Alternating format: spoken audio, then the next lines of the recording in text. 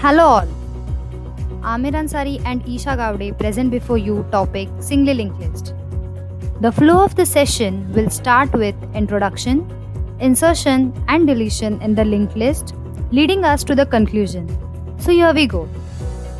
There is a lot of data around needed to be organized properly. We use data structures for this. Singly linked list is one of it. What is a singly linked list? A singly linked list is a type of unidirectional and linear data structure used to store data. That is, it travels only in one direction. How it works? Each element in a linked list is called a node.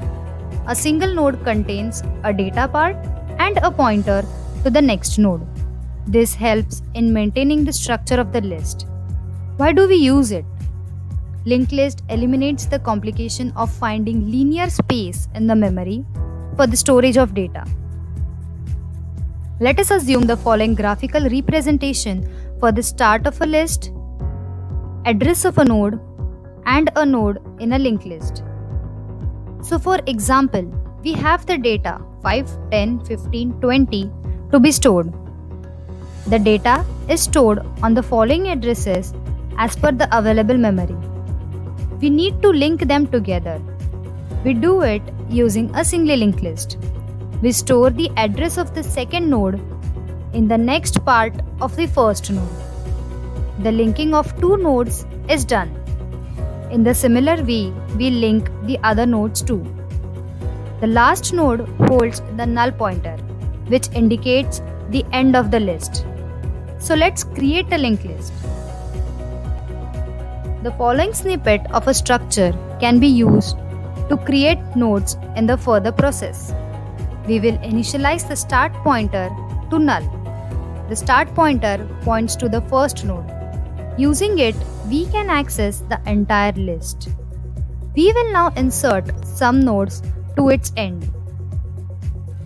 On calling the function, memory will be allocated to the new node using a malloc function, and its data would be set using the value taken by the user. We will first check whether the start is null or not.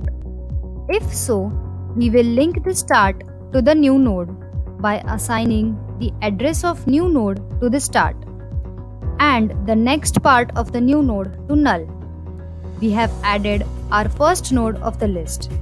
We will call the function again. The value to be updated is 10. But now the start isn't null.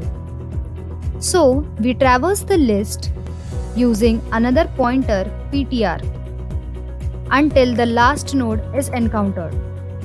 Once the last node is encountered, we set its next pointer to new node by assigning the address of new node to it and the next pointer of the new node to null. Yes, we have extended our singly linked list. On the similar grounds, we add another node to our list.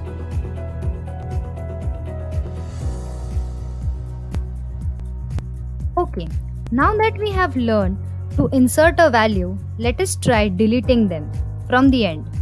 On calling its function, the following code is executed. If the start equals null, it is interpreted as the list is empty and the function ends there. If not, we use two node pointers. One ptr to point the current node and the second one pre-ptr to point the previous node of it. We traverse the list using ptr and pre-ptr. Once the ptr reaches the last node, the pre-ptr points to the second last node. So we set the next part of the pre-ptr to null and the memory of ptr is freed. Hence we have deleted a node from the end. We will follow the same method to delete another node. Again, calling the function. We follow the same method. But in this specific situation, pre-ptr will not be initialized further. Hence, we add a statement to our code. This if statement checks whether there is only one node left. If so, start is set to null and freeze the remaining PTR. So this is how the deletion at end works. We will also see how to insert at the beginning. On calling the function, at first, the new node is initialized with the data given by the user. The next part of the new node is assigned the address of the first node and start is assigned the address of new node. How to delete the nodes from the beginning? To delete at the beginning, if the list is not empty, we set the address of second node to start pointer and free the first node. The algorithm of both the functions is provided. We hope that you surely try to write its code on your own. We come towards concluding the topic with its advantages. Easy insertion and deletion. Operations like insertion and deletion can be done at our own convenience during the execution of the program. No wastage of memory. Memory is allocated dynamically as per the requirements. That is, the list can be extended or reduced as per the requirements.